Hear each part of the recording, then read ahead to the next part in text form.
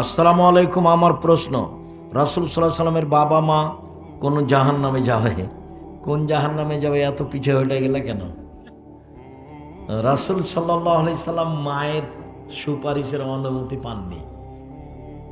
চাচা বাপ মায়েরা মুসলমান অবস্থায় মরেননি, কাজে এদের ব্যাপারে তারা সুপারিশ করতে পারবে না। এরা জান্নাতে যাওয়ার হিসাব করা যাবে না।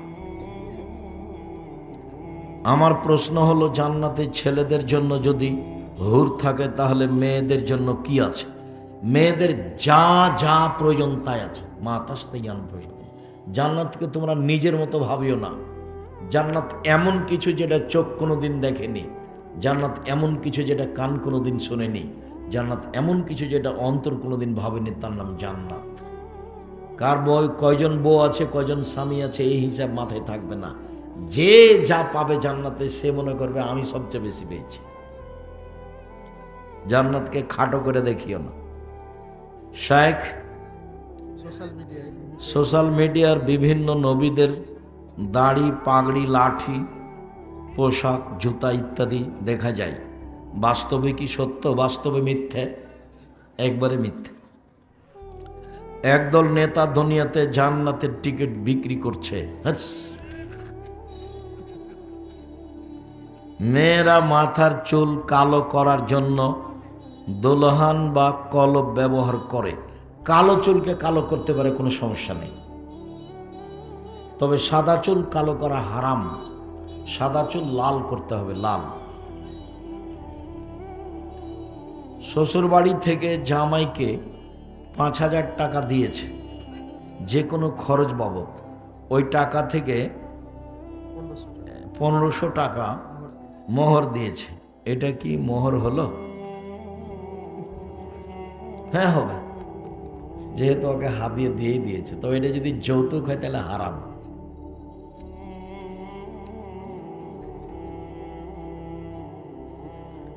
জানুয়ারি মাস অনুযায়ী বছর শুরু করা যাবে কি? সমস্যা নেই, তবে ওদের থেকে আমাদেরটা আরবি মাস অনুপাতে বছর শুরু হয় উত্তম। বিভিন্ন সমস্যার কারণে ওটাকে মানুষ গ্রহণ করছে। রবীন্দ্রনাথ ঠাকুরের লেখা বই কি পড়া যাবে? তার বিরোধিতা করার জন্য পড়া যাবে, তাকে মূল্যায়ন করার জন্য নয়। আমি একজন সরকারি চাকরিজীবী, এখন জাতীয় সঙ্গীত গাইতে হবে। চাকরি ছেড়ে দেন। জাতীয় সঙ্গীত গোটাটাই শিরক। রবি ঠাকুরের গানকে জাতির কাছ থেকে বিদায় করার জন্য জন্ম নিয়েছি, এ কথা বলবে। আমি মুসলিম চিররণবীর। ঠাকুর আবার কে? ঠাকুর জাতির শত্রু, ঠাকুর বাঙালিদের শত্রু, ঠাকুর মুসলমানের শত্রু, ঠাকুর ঢাকা বিশ্ববিদ্যালয়ের শত্রু। ঠাকুরের গানকে পায়ের নিচে রেখে দেওয়ার জন্ম নিয়েছি, ওকে মুখে আনবো মানে? ঠাকুরের গান শুরু থেকে নেশে পর্যন্ত সম্পূর্ণই শিরক। গোটা জাতিকে দিন রাত মুশরিক করছে। এই জন্য তোমাদের উপর আফসোস, তোমরা পড়াশোনা শিখো না কেন? না পড়াশোনা করে আজীবন বলছে যে আমি বড় ডাক্তার, আমি বড় ইঞ্জিনিয়ার। তোমাকে দেখে আমার খুব কষ্ট হয়। তোমাকে দেখলে মনে হয় তুমি প্রতারক, ডাক্তার নও, তুমি ইঞ্জিনিয়ার নও, তুমি প্রতারক, তুমি চোর, ধোঁকাবাজ। সবাই একরকম এ কথা বলি না। কথা মুখ খোলে না কেন? মুখ খোলে না কেন? ঠাকুরের গান কেন 60-70 বছর থেকে 100 বছরের মধ্যে এই সারা বাংলাদেশে এমন একটা ছেলে জন্ম নেয়নি যে একটা গান বলতে পারে, যার গান স্কুল কলেজে চলবে? ফাজলামি করো বেটা, এমন ছেলে কেউ জন্ম নেয়নি। কত কোটি মানুষ এখন? 18 কোটি, 20 কোটি।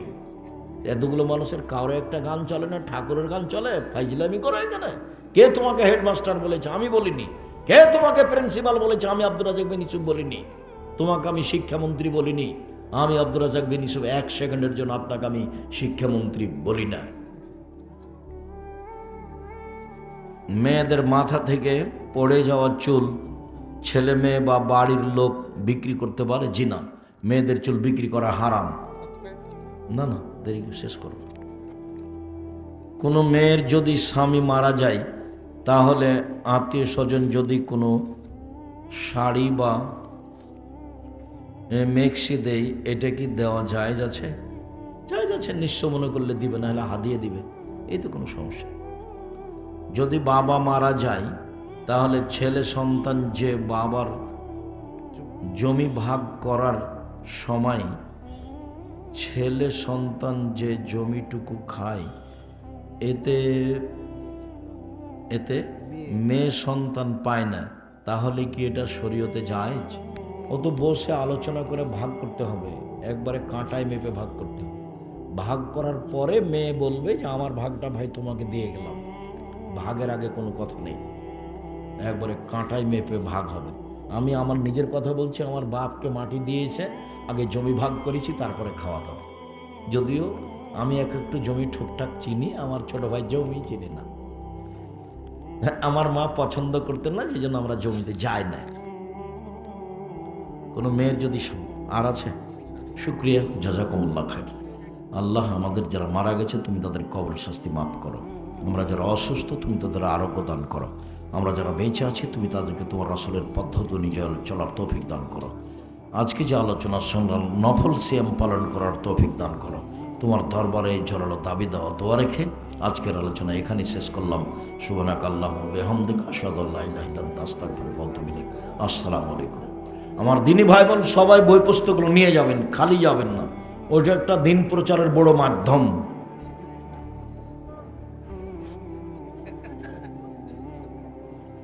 হ্যাঁ,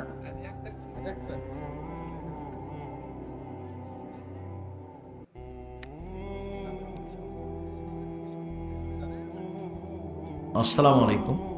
গ্রামের মহিলারা শিরক সম্পর্কে জানে না, কি কি কাজ করলে শিরক হবে যদি বলতেন, এটা তো লম্বা কথা হয়ে গেল।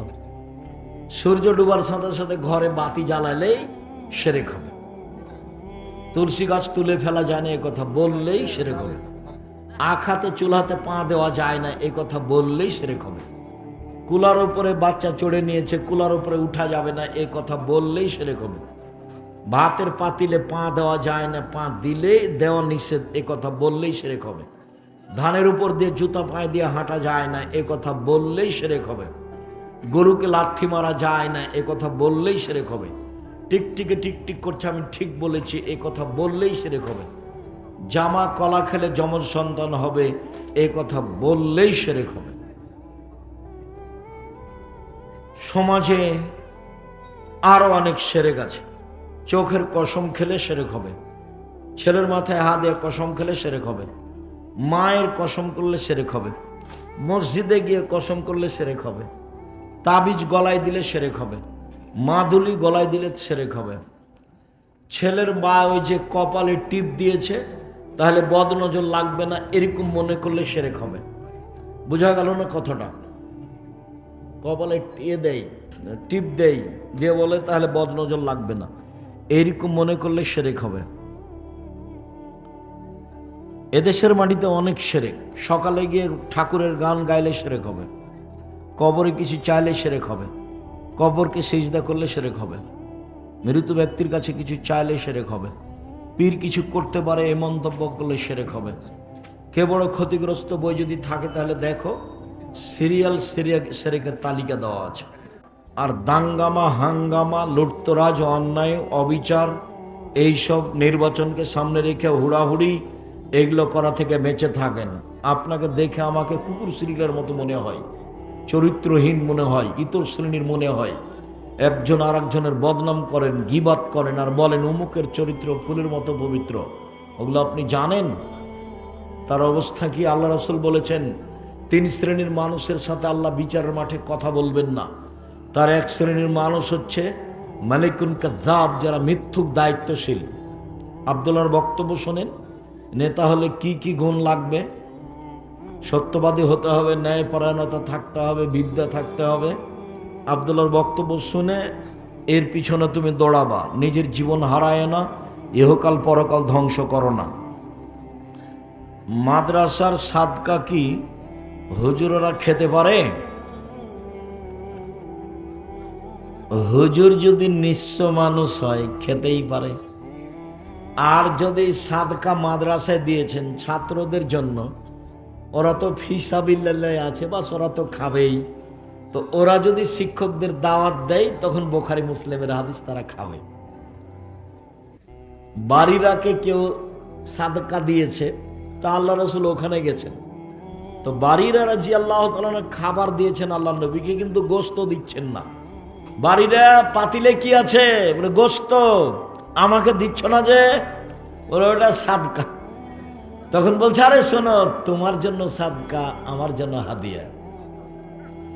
বাস হুজুরদেরকে দাওয়াত দিবে ছেলেরা, তখন খাবে। আমার মা বাড়ি থেকে বের হলে 4টা কথা বলতেন। 1, দোকানে বসিও না। 2, প্রাইভেট পড়ায়ও না। 3, বন্ধুতালি করো না। 4, মানুষের বাড়ি খায়ও না। আমার মা বলতেন যে বিচে বের। 1, দোকানে বসিও না। চেষ্টা করি, 16 বছর ছাত্র জীবন, 37 বছর শিক্ষক জীবন চলছে, কোনোদিন চায়ের স্টলে বসিনি। দোকানে বসিও না, প্রাইভেট পড়ায়ও না, বন্ধুতালি করো না, দাওয়াত খায়ও না। মাঝহাব মানা কি আবশ্যক? মাঝহাব মানবেন কেন? মাঝহাব যদি মানেন তাহলে তার 3 জনকে অপমান করা হবে। একজনকে মানবেন, তার 3 জন কি করলো গো? এই ছেলে, আর 3 জন কি করলো? তাকে অপমান করো কেন? ইমাম আহমদ হাম্বল কোথায় ছোট? ইমাম শাফি কোথায় ছোট? ইমাম মালিক কোথায় ছোট? একজনকে মানো, 3 জনকে ছাড়ো, এই বুদ্ধি কেন তোমার? আমি অনেকের কাছে ধার করেছি, কারো নাম মনে আছে, কারো নেই। যার মনে আছে নাম, তাকে দিয়ে দাও, আর যাদের নাম মনে নেই তাদের নামে দান করে দাও কিছু। এগুলো খুব কঠিন জিনিস। ধার করে দেওনি মানে মরলেই জাহান্নাম, তো ঢোকনি কেন? মরণই। এই জন্য মানুষের সম্পদ আত্মসাৎ করে জান্নাত পাওয়া যাবে না। আসসালামু আলাইকুম মহতারাম, মৃত্যুর এলান কি মসজিদের মাইকে করা যাবে? জি না, মসজিদের মাইকে এলান করা নিষেধ, এলানই নিষেধ। চিৎকার করে ঘোষণা দেওয়াকে জাহেলিয়াত বলা হয়েছে, আর মুখে মুখে ঘোষণা দেওয়া হলো সুন্নাত, এটা হলো ইসলাম, আর হলো জাহেলিয়াত। রাসূল সাল্লাল্লাহু আলাইহি ওয়াসাল্লাম বলছেন, পৃথিবীর মানুষ শোনো, মিন কুল্লি আমরিন মিনাল জাহেলিয়াত তাহাতা কাদামাইয়া, জাহেলিয়াতের যুগের যত নিয়ম কানুন ছিল সব আমি আমার পায়ের নিচে রেখে দিলাম, হলো বাতিল। চিৎকার করে মৃত্যুর সংবাদ দেওয়া জাহেলিয়াত। মাইকিং করে বলছে, অমুক নেবাসে তার নিজ বাসভবনে বিকাল 3টায় ইন্তেকাল করিয়াছে, মারহুমের জানাজা এতটার সময়। মারহুম মানে ক্ষমা করা হয়ে গেছে। তো মারহুম বলছে কি করে? ও জানে মারহুম বলা যাবে কি না? জি ভাইজান, মারহুম বলা যাবে না? আপনাদের দিকে বলে নাকি? মারহুম মানে ক্ষমা করা হয়ে গেছে, তা আমি কি জানি ওকে ক্ষমা করা হয়েছে? রাহেমাহুল্লাহ, আল্লাহ তুমি তাকে ক্ষমা করো। মারহুম মাগফুর বলা যাবে না, মাইকিং করা যাবে না মসজিদে। আমি জানি কিয়ামতের দিন মুসলমানেরা 73টি ভাগে বিভক্ত হবে, তার মধ্যে একটি দল জান্নাতে। আপনি কি মনে করেন সেটা সালাফি মানহাজ? আমি মনে করি না সেটা। আমি মনে করছি যে রাসূল সাল্লাল্লাহু আলাইহি সাল্লাম বললেন যে 73 দলে বিভক্ত হবে, 72 জাহান্নামে যাবে। একটাকে তিনি আর দল বললেন না, একটি দল জান্নাতে যাবে এ কথা বললেন না। যখন 73-এর 72 জাহান্নামে দিয়ে দিলেন, তখন একটাকে বললেন যারা আমার এবং আমার সাহাবীর নীতিতে আছে। কথা বুঝতে পারেননি? এই কথা যদি বলতেন, এই দুনিয়ার মানুষ শোনো, 72 জাহান্নাম, একটা জান্নাত, একটা দল জান্নাত, তাহলে হতো। জান্নাতের সময় আর জান্নাতও বললেন না, আর দলও বললেন না। বললেন যে জান্নাত বলতে আমি এবং আমার সাহাবীদের নীতির উপরে যারা আছে তারা। তো যারা সালাফি মানহাজে চলে তারা একবারে কাঁটায় মেপে চলে সাহাবী তাবেঈকে। যারা সালাফি মানহাজের মানুষ তারা একবারে সাহাবী তাবেঈকে কাঁটাই মেনে চলে। তো এরাই তো এই হিসাবে ঠিকই আছে। সুন্নাতে খাতনা দেওয়া, খাতনা খাবে কি না? খাতনা দিতে হবে জরুরি, কিন্তু খেতে হবে দাওয়াত নেই। ফকিরকে দেন খাওয়া, ফকিরকে। ওটা নেই। সুন্নাতের খাতনার কোনো মুসলমানের কোনো দাওয়াত নেই, দাওয়াত নেই, দাওয়াত নেই। আকিকা করতে হবে সেদিন দাওয়াত দিয়ে। শায়েখ আসসালামু আলাইকুম। শায়েখ, আমার প্রশ্ন হলো, মেসেঞ্জারে 3 বার কবুল বললে কি বিয়ে হবে? মেসেঞ্জারে 3 বার কবুল বললে এইভাবে হবে না, কণ্ঠটা মোবাইলে শুনতে হবে 2 জন সাক্ষী সহ। মেয়ের বাপ বলবে, এত নগদ এত বাকিতে আমার মেয়েকে তোমার হাতে হস্তান্তর করলাম, আমার মেয়ে তোমার সাথে বিবাহবস্তে রাজি, তুমি তাকে স্ত্রী হিসাবে কবুল করো। তখনও বলবে কবুল করলাম, এই কণ্ঠটা 2 জন সাক্ষী শুনবে, তাহলে বিবাহ জায়েজ। আমার মেয়ে খালেদা এত দিচ্ছ কেন, এত নগদ এত বাকিতে তোমার সাথে বিবাহ বন্ধনে রাজি, তুমি তাকে স্ত্রী হিসাবে কবুল করো। তখন ছেলেটা বলবে কবুল করলাম। পৃথিবীর যেখান থেকে বলুক, লাউড স্পিকারে 2 জন সাক্ষী শুনবে, বিবাহ হয়ে গেছে।